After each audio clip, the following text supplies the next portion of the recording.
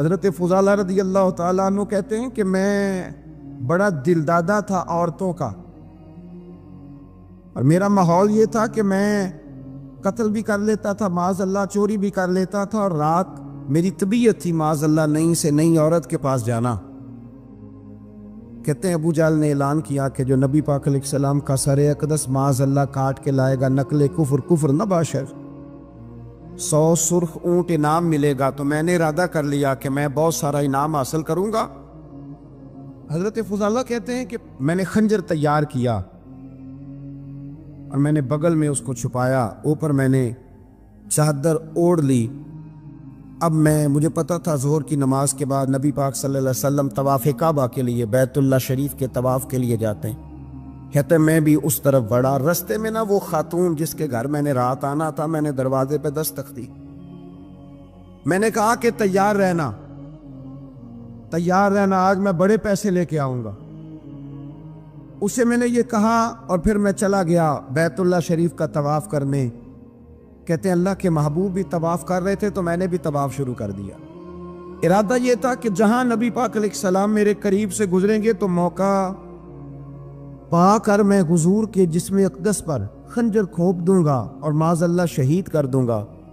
کہتے ہیں حضور ایک دفعہ بھی میرے پاس سے گزرے تو میں ہمت نہ کر سکا، دوسری دفعہ بھی پاس سے گزرے تو میں ہمت نہ کر سکا، تیسری دفعہ بھی گزرے تو میں ہمت، نبی کریم صلی اللہ علیہ وسلم 2-3 دفعہ گزرے تو فرماتے ہیں کہ مجھے موقع نہ ملا، اس لیے کہ حضور فرماتے ہیں اللہ نے روب کے ساتھ میری مدد فرمائی،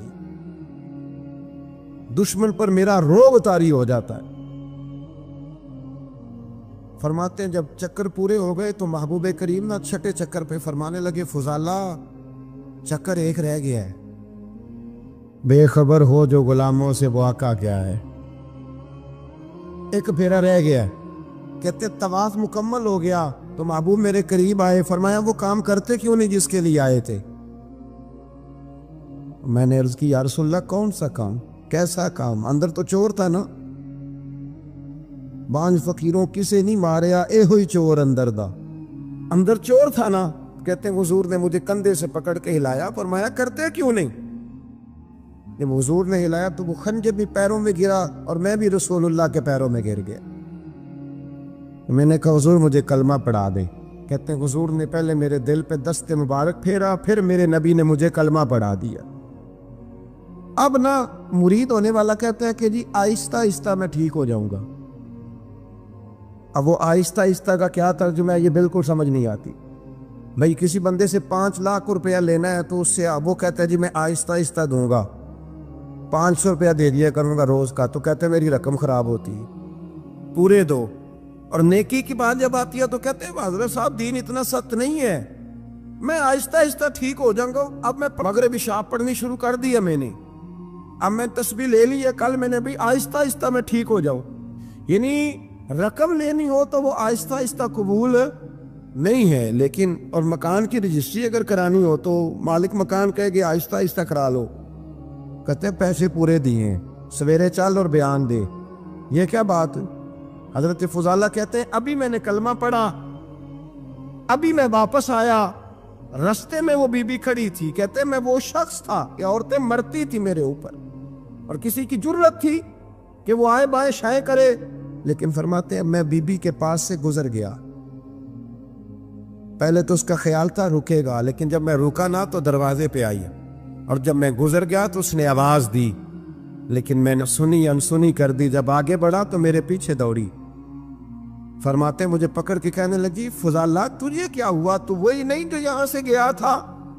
آپ فرماتے میں کبھی نہیں رویا تھا، میں کبھی نہیں رویا تھا، اور جب کہا نا تو وہی نہیں، کہتے میں نے سر اٹھایا تو میری آنکھوں میں آنسو تھے، میں نے کہا میں جو گیا تھا وہ نہیں ہوں، اب تو میں محمد عربی کا غلام بن گیا، اب میں وہ نہیں ہوں، اب نہیں ہو سکتا کہ کوئی میری نظر میلی ہو جائے، یہ کیسے ممکن؟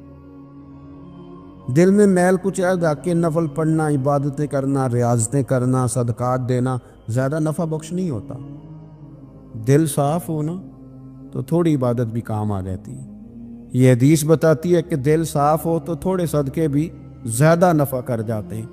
کچھ چیزوں سے دل سخت ہوتا ہے، جو لوگ دنیا داری کی اور فضول باتیں زیادہ کرتے ہیں ان کا دل سخت ہو جاتا ہے۔ جو ہنستے زیادہ ہیں ان کا بڑا سخت ہو جاتا ہے، اور صوفیاء کہتے ہیں جو کسی پہ ہنستے ہیں نا ان کا تو مردہ ہی ہو جاتا ہے، تو معاملہ ہی ختم ہو گیا۔ اور جو لوگ رزق حرام کی طرف بڑھتے ہیں ان کا دل بھی مردہ ہو جاتا ہے۔ اور اقبال کہتے ہیں جو مشینی زندگی گزارنے لگتے ہیں نا روحانی زندگی سے نکل جاتے ہیں۔ ہم آج کل مشینی زندگی پہ آ گئے، ہمارے پاس انٹرنیٹ ہے، موبائل ہے، آواز کے فاصلے اتنے کم ہوئے ہیں کہ دلوں کے فاصلے بڑھ گئے۔ اقبال کہنے لگے دل کے لیے موت ہے، دل کے لیے موت ہے، دل کے لیے موت ہے یہ مشینوں کی حکومت۔ احساس مروت کو کچل دیتے ہیں یہ آلات، آلات پہ زندہ ہیں ہم۔ دل کے لیے موت، اور کسی کے گھر جانا، دروازے پہ دستک دینا، اور کبھی خط لکھنا تو سوچ سوچ کے، کبھی کاٹنا تو پھر لکھنا۔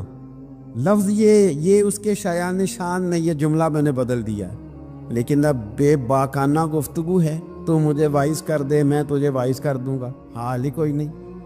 تو کیا کوئی سوچے گا، کیا کوئی لکھے گا، کیا کوئی اس میں خوبصورتی کے رنگ بھرے گا؟ سخت ہو جاتے ہیں دل جب آپ مشینوں کی زندگی میں زندہ رہتے ہیں۔ دل نرم کیسے ہوتے ہیں؟ میرے نبی پاک نے فرمایا یتیم کے سر پہ ہاتھ پھیر رب تیرا دل نرم کرے گا۔ اگر زنگ لگ جائے دل کو تو اللہ کا ذکر کر، قرآن پاک کی تلاوت کر، اللہ تیرے دل کو نرم کر دے گا۔ اور پھر فرمایا کہ اگر دل سخت ہو جائے تو موت کو یاد کر، تیرا دل نرم ہو جائے گا۔ اچھوں کی صحبت اختیار کریں تو دل نرم ہو جاتا ہے۔ قبروں کی زیارت کریں، جائیں کبھی اپنے شہر کے قبرستان میں، غور کریں کہ وہ چودھری صاحب لیٹے، یہ علامہ صاحب لیٹے، وہ فلاں بہت بڑے افسر لیٹے، وہ دیکھو وہ میرا عزیز لیٹا ہے۔ وہ ہارون رشید نے کہا حضرت داؤد تائی سے نصیحت کر دیں تو فرمانے لگے باپ کدھر ہے تیرا؟ کہا حضور قبرستان میں، اماں قبرستان میں، دادا نانا بڑے بھائی سب قبرستان۔ فرمایا میں کیا نصیحت کروں؟ او پہیاں دس دیاں نہیں قبران جنہاں تے پھول پے، ادھروں کوئی بھی نہیں آمدا، تے ادھروں لکھاں گئے، تے سہ جوڑ سنگت دے ڈٹھے، سہ جوڑ 100 سال کی دوستیاں، سہ سال سنگت دے ڈٹھے، او تکو آخر وتھاں پئیاں، او جنہاں بعد جسی پل نہیں سنجیندے، ایک پل نہیں سنجیندے، پھر وہ شکلاں بھی یاد نہ رہی ہیں۔ سہ جوڑ کا یہ کوئی کم ہے دل کو نرم کرنے کے لیے؟ تیرے پاس موت کا تذکرہ، قبروں کی زیارت کو تھوڑی ہے؟ یہ چیزیں دل نرم کرتی ہیں، یاد نرم کرتی ہیں چیزیں دل۔ پتہ ہے سب سے بڑی بیماری کیا ہے بندے کی؟ خوفناک علامت کیا ہے دل کے بیمار ہونے کی؟ کہ کوئی بندہ بیماری میں ہے اور ادھر ایک بندہ اس کو دیکھ کے خوش ہو رہا ہے، کسی کو زوال آ گیا ہے، کاروبار ڈوب گیا ہے اور یہ دیکھ کے خوش ہو رہا ہے۔ مر گیا ہے اس کا دل، مردہ ہے، اندر کوئی دل نہیں۔ اب یعنی ایک بندہ رسوا ہو گیا اور یہ خوش ہو رہا ہے، دیکھا میں نے نہیں کہا تھا۔ جب کوئی کسی کی رسوائی، کمزوری اور کسی کے زوال پر راضی ہونے لگے تو پھر سمجھ لے کہ اس کا حال اتنا برا ہو گیا ہے کہ اب یہ اخلاقی طور پر مردہ زندگی گزار۔ ہمارا اب یہ حال ہے کہ ہم لوگوں کے دکھوں پر ہنسنے لگے۔ ہم کسی کے ہاں کوئی شخص تکلیف میں آتا ہے تو ہم اس کو کہکہوں میں اڑاتے ہیں۔ یارو زندہ قومیں یہ کام نہیں کرتی، زندہ قومیں یہ کام نہیں کرتی۔ میرے نبی پاک صلی اللہ علیہ وسلم نے فتح کے موقع پر بھی گردن کو جھکا کے بتایا کہ جب رب عروج دے تو پھر اللہ کی بارگاہ میں جھک جایا کرو۔ کسی شخص کے پتہ ہے ایک حدیث سنو، یہ مسلم شریف میں موجود ہے، حضور نے فرمایا ایک بندہ گناہ کرتا تھا پھر اس نے توبہ کر لی، اگر کسی نے دوبارہ اسے وہ گناہ یاد کرایا کہ تو یوں ہوتا تھا، اگر کسی نے اسے دوبارہ گناہ یاد کرایا تو یاد کرانے والے کو اللہ سزا کے طور پر مرنے سے پہلے پہلے اس گناہ میں مبتلا کر دے گا۔ خفیہ تدبیر آئے گی اللہ۔ جس کو اللہ نے معاف کر دیا، زمین آسمان بھول گئے، فرشتوں کے دفتر سے اس کا گناہ محو کر دیا گیا، تو نے کیوں یاد رکھا؟ لیکن ہمارے دل اس طرح کے ہیں، خیر کی خبریں نہیں دیتے، ہم خیر کی خبر نہیں دیتے، مثبت بات نہیں کرتے، ہمارے رویے دوسروں کے بارے میں سخت ہیں، یعنی بہو سے داماد سے اختلاف ہو گیا، پھر اس نے معافی مانگ لی، پھر ہم نے معاف کر دیا، پھر 1 سال کے بعد دوبارہ لڑائی ہوئی تو پچھلی بات دوبارہ یاد کرنی چاہیے تھی، اس کی تو معافی دے دی تھی آپ نے، لیکن آپ نے پھر یاد کر لی وہ بات۔ اس کا مطلب ہے آپ نے صلح کی تھی، دل صاف نہیں کیا تھا۔ دل جب آپ صاف کر لے تو پھر معاملہ ختم ہو گیا، پھر آپ پھر نکال پھینکے ساری چیزیں۔ مسند امام احمد بن حنبل میں حدیث ہے، حضرت انس بن مالک رضی اللہ تعالیٰ عنہ کہتے ہیں میں بھی بیٹھا تھا، حضرت عبداللہ ابن عمر رضی اللہ تعالیٰ عنہ بھی حضور کی بارگاہ میں بیٹھے تھے۔ نبی پاک صلی اللہ تعالیٰ علیہ وسلم نے فرمایا ابھی ایک شخص تمہارے پاس آنے والا ہے، تیاری کر لو، آنے والا جنتی ہے۔ کہتے ہیں ایک شخص اندر داخل ہوا تو سادہ سا بندہ، داڑھی سے پانی کے قطرے گر رہے، جوتے ہاتھ میں پکڑے یا بغل میں دبائے، اور آ گیا حضور سے بات چیت کی، چلا گیا۔ ہم بڑے خوش تھے کہ کمال نہیں ہو گیا، جس کو حضور نے دنیا میں جنت کی بشارت عطا کر دی۔ اگلے دن اس نے اتفاق، ہم اسی جگہ اسی حال میں بیٹھے تھے کہ پھر محبوب نے فرمایا ابھی ایک بندہ آنے لگا، جنتی ہے۔ کہتے ہیں وہ بندہ آیا تو دیکھ کے حیران ہو گئے، یہ تو وہی کل والا ہی بندہ ہے۔ اسی طرح داڑھی سے پانی کے قطرے گر رہے ہیں، جوتے اس کی بغل میں آ کے بیٹھ گیا۔ تیسرے دن اللہ کی قدرت ہم وہیں بیٹھے تھے، پھر حضور نے فرمایا بندہ آنے لگا، زیارت کر لو، تیاری کر لو، بندہ جنتی ہے۔ وہی بندہ آیا جو پہلے 2 دن آیا تھا۔ حضرت عبداللہ ابن عمر کہتے ہیں کہ وہ حضور سے کوئی بات چیت کر کے جانے لگا تو میں اس کے پیچھے ہو گیا۔ میں نے اس کو جا کے سلام کے بعد کہا کہ یار میں تیرا مہمان بننا چاہتا ہوں، 3 راتوں کے لیے رکھ لو گے؟ اب محلہ بھی ایک، شہر بھی ایک۔ اس نے کہا جی ٹھیک ہے آ جائیں، جو میرے پاس روکا سوکھا ہوگا پیش کر دوں گا۔ فرماتے ہیں 3 راتیں 3 دن میں اس کے پاس رہا۔ میں جاننا چاہتا تھا کہ کون سی ایسی عبادت کرتا ہے جس کی وجہ سے 3 دن حضور نے جنت کی بشارت اس کے لیے دی، اعلان فرمایا۔ کہتے ہیں میں نے کوئی غیر معمولی چیز نہیں اس کے اندر دیکھی، کوئی انوکھی عبادت نہیں دیکھی۔ عشاء پڑھتا، فجر تک سویا رہتا، میں تہجد کے وقت اٹھتا، نفل پڑھتا۔ 3 راتیں یہ ہوتا رہا۔ ہاں جب وہ کروٹیں بدلتا تو اللہ اکبر کہتا، باقی وہ سویا ہے، فجر میں اٹھا ہے۔ صدقہ بھی وہ خاص نہیں اس نے دیا، خیرات بھی میں اس سے زیادہ کرتا رہا، مجھے کوئی خاص چیز نظر نہیں آئی۔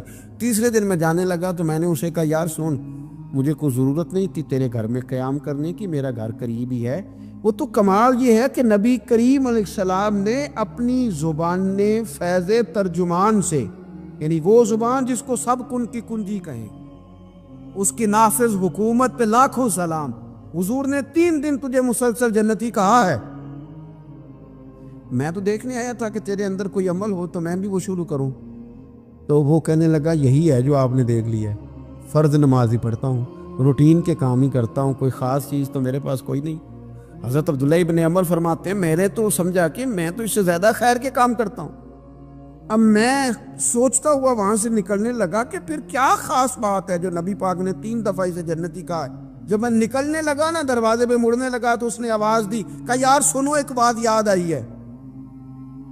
میں نے کہا وہ کون سی؟ کہنے لگا یار جب سے بالغ ہوا ہوں نا، جب سے اللہ نے توفیق اسلام دی ہے، میں نے جب بھی اپنا دل دیکھا ہے نا، جب بھی میرے دل میں کسی کے لیے حسد کوئی نہیں، کوئی عداوت نہیں، کوئی بغض نہیں، کوئی کینہ نہیں، کوئی کیا کر رہا ہے، میرے دل میں سب کے لیے خیر ہی ہے، دل میرا صاف ہے، اس کے علاوہ نہیں مجھے پتا کیا عمل ہے۔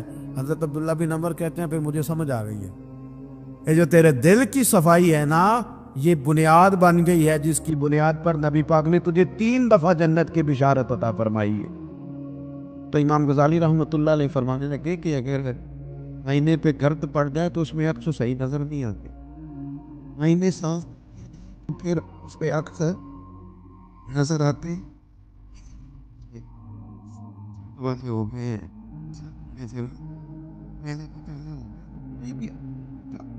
سختی طبیعتوں کی، مزاجوں کی سختی، دوسروں کے بارے میں ڈاٹے جذبات، ہمارے رویے ڈاٹے، ہماری طبیعتیں سخت۔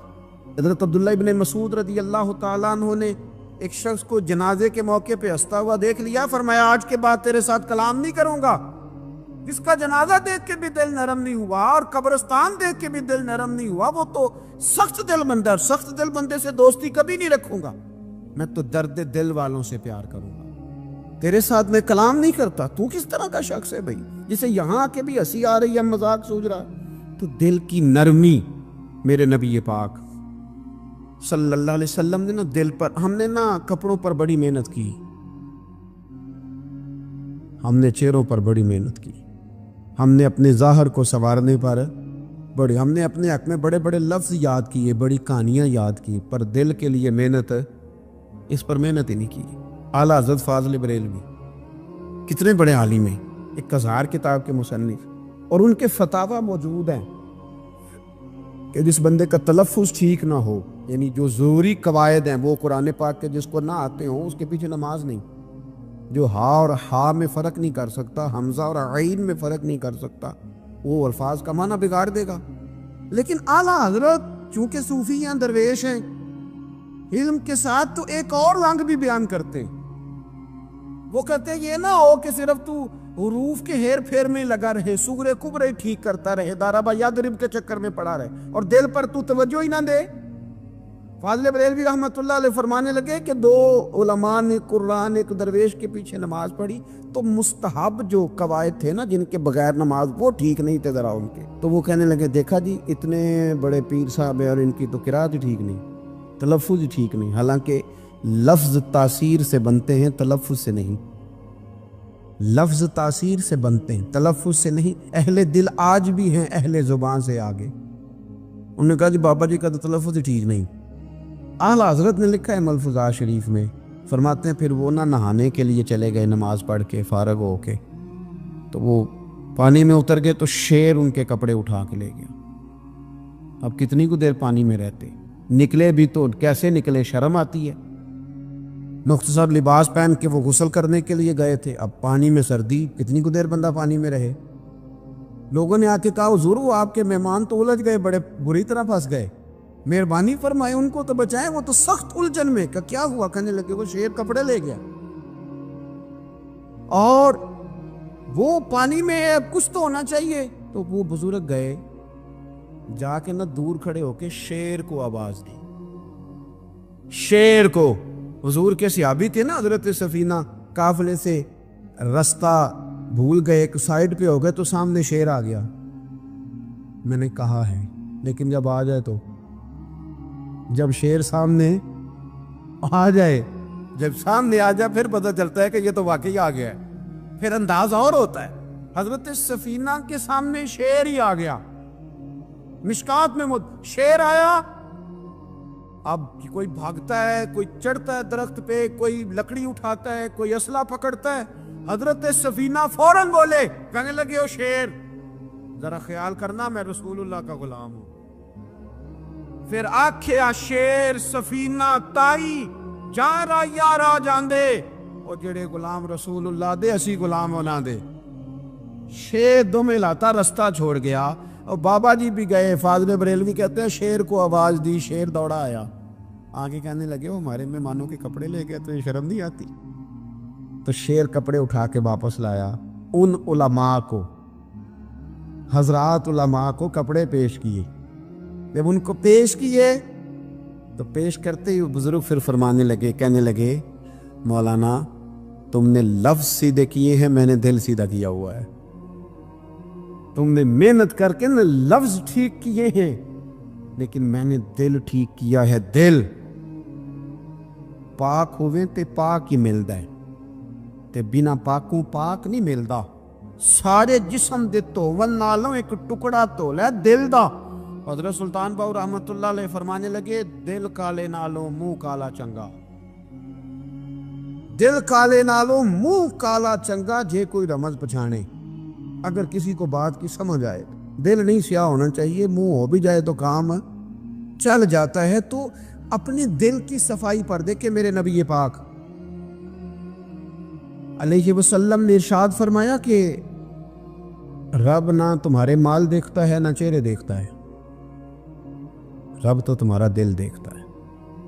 اور امام غزالی حدیث لائے ہیں، حضرت عمر فاروق رضی اللہ تعالیٰ عنہ فرماتے ہیں کسی نے حضور صلی اللہ علیہ وسلم سے پوچھا کہ رب آسمانوں میں کہ زمینوں میں؟ جلوے تیری ذات کے کو وقوع ہیں، جدھر دیکھتا ہوں ادھر تو ہی تو ہے، اللہ زمینوں میں کہ آسمانوں میں؟ تو حضور فرمانے لگے رب تو بندہ مومن کے دل میں رہتا ہے، اللہ تو مومن کے دل میں ہے، مومن کے دل میں۔ کتنا بڑا ہے وہ دل جس میں رب ہے، رب کی یاد ہے، رب کی محبت ہے۔